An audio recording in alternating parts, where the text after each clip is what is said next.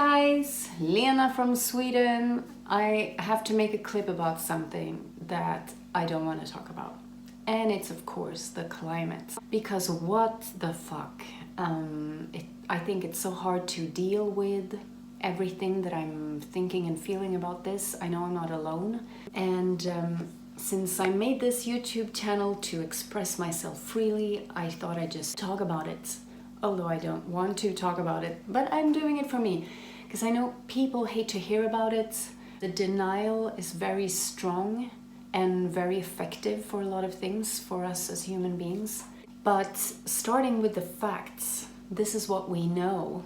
We know that we are at the 6th mass extinction, which means that so many species are dying at a rate that we can hardly oversee.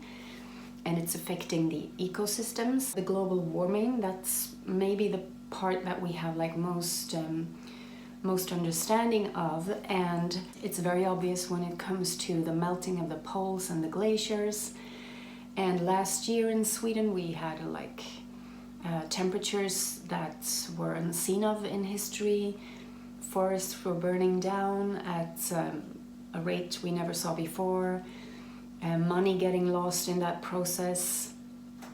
Everything kind of changed. Something happened also in my consciousness because I made this climate calculator online where you fill in everything about your lifestyle and then you get a result of like what your lifestyle is costing the planet, and my result was so bad. After filling everything out, it turns out that my lifestyle needs 18 planets. Yeah. And that is considering that I don't have any children, I don't own a car, I don't eat meat, I'm a vegetarian, I commute everywhere, I recycle everything, I don't consume a lot. Last year I flew from Stockholm to London, the Canary Islands, and to New York. 3 flights in a year, and that fucked up my carbon emission budget. This year I haven't flown anything, and I feel totally different about flying, and that was my wake-up moment, like my aha moment. And it turns out that almost everyone who's like in the climate movement had like an aha moment that they can specify when the denial or unawareness like turned into awareness of how serious the situation is. Something that comes with this is like the emotional part, and this is why I wanted to make a video clip to try to express myself about all the feelings, because like currently I feel like I look at my future totally different, judging from the facts that keep on coming every day about how the planet, but more than the planet actually, the species on it are dying. Like the planet is gonna live, but the animals and the human species are already dying from this. Here in Sweden, it's already like a thing that people talk about climate anxiety and climate depression, especially with the younger generations who start to feel or see that they don't, or they might not have a future. Because if we are going to use facts and science as our base for judging reality, we don't have a future. We're already fucked. So what does this mean? The last thing I read was that currently it looks like it will be 30 years from now until we will have severe trouble surviving as a species. It's 2019, so of course, like I start to kind of imagine what that's gonna be, what that means, what it's gonna look like. I think a lot about the health system, like when we get water shortage more, and maybe we start noticing shortage of medication and equipment. I have some asthma and a cancer risk. What's that gonna be like for us when maybe there's like no treatment anymore? Maybe there's no medication anymore. Also, of course, I would love nothing more than to be wrong about this, and I don't like being wrong, but you know, I so wish that I will be like proven wrong, and I, or like everyone, that science will be proven wrong. And this is where things is gonna happen now, because if this sounds crazy so far, the things that I've said, now like the rest of this clip is gonna go like, whoa. Because the things I just stated is just facts, and like the most probable outcome that we're gonna see this collapse. And now I want to get to the crazy part. Like, I'm a deep person, I'm a spiritual person, I'm an INFJ personality type, and I can't look at anything without looking at it from a deeper angle, and of course including this and our upcoming death as a species. And the first stop on my philosophical or spiritual take on the extinction of humankind, or what we're going to go through, was to expect some kind of catharsis moment or breakthrough or transcendence as people go through when we face spiritual or emotional or physical loss and death. And this is like in all spiritual beliefs and languages we have this. I mean, just look at Christianity. Like, Jesus on the cross was also the gateway to his resurrection and eternal life, and this whole like we have to die in order to live.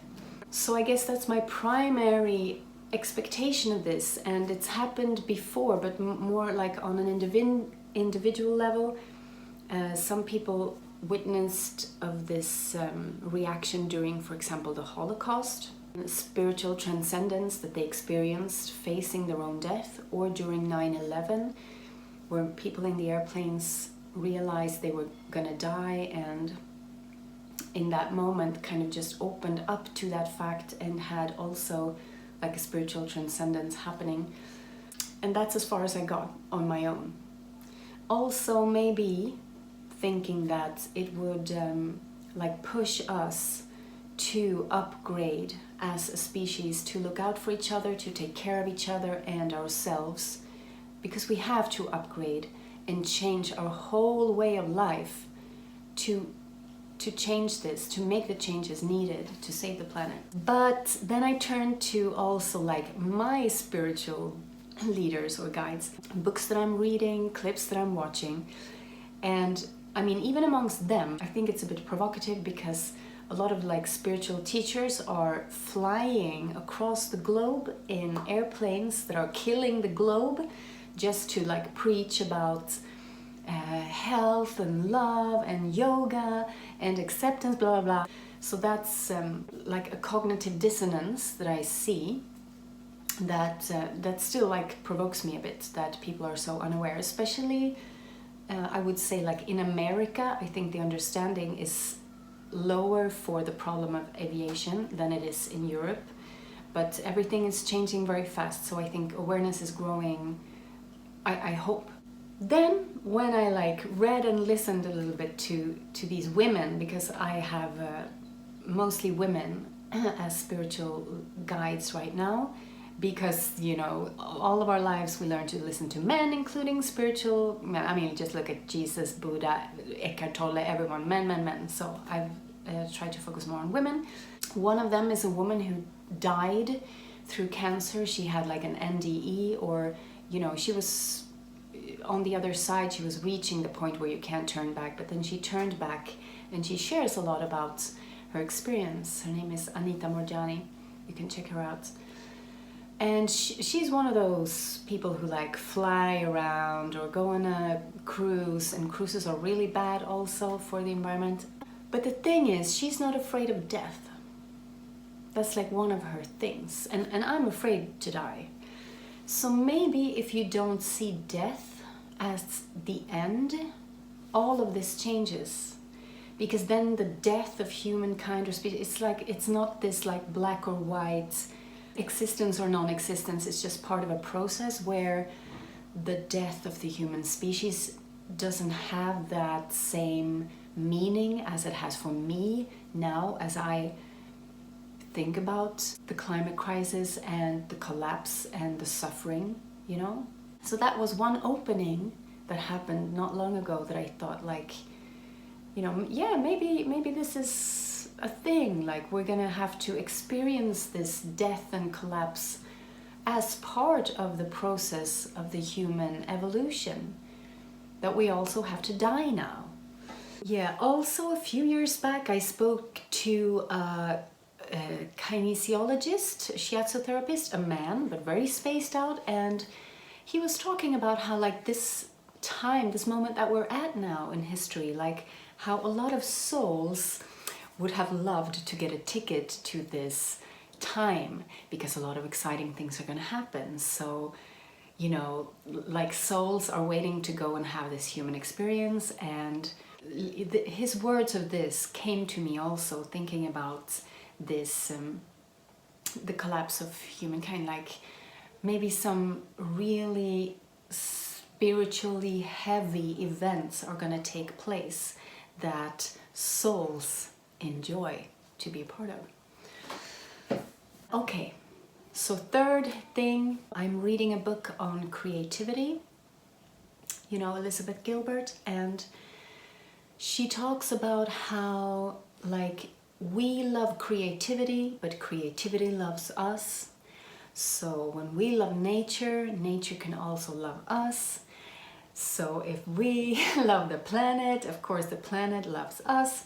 Maybe there's a healing that can take place that is above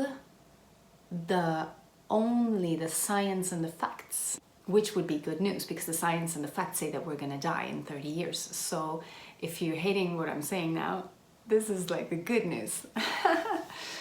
That there would be a way of kind of an upgrade on a level that is not logic, that is part of some big magic, as this book is called, that would mean that, you know, the human life, the human experience, this thing that we came here to do might be intertwined with a life and death and resurrection and healing, possible healing for the planet. Like we have this journey together with the planet, and that healing could take place of the glaciers, the poles, the animals, the methane gas that is very lethal to the planet and that needs to break down, the carbon emissions that are very lethal to the planet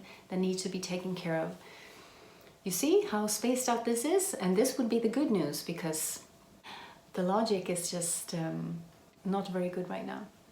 So I haven't gotten very far in this, but I think it was refreshing to like open up some windows to spiritual takes on the climate crisis, because if we go back to reality, the reality sucks. The reality is that we're not going to make it. And from what I see, judging by the like political state of the planet and all nations that I'm aware of, like it's not working. Like even here in Sweden, where the awareness is super high, our emissions are not sinking. We're recycling as crazy. We are taking the train instead of flying now. People are protesting. It's all over, and still the emissions are not sinking. So judging from our actions, we're not gonna make it. What do I know? I hope to live to find out. This situation though is definitely affecting me and my choices currently, and in terms of having children, for example, right now I see like no reason to have children at all, because they would suffer so much from what we are going to experience, and they would also contribute to that suffering as children in a first world country, you know. But I'm just leaving it out there, and I hope that things will happen. It's a beautiful time where I live. It's blooming, it's flowering, it's growing, it's life. There's so much life. And it's so cool to be here.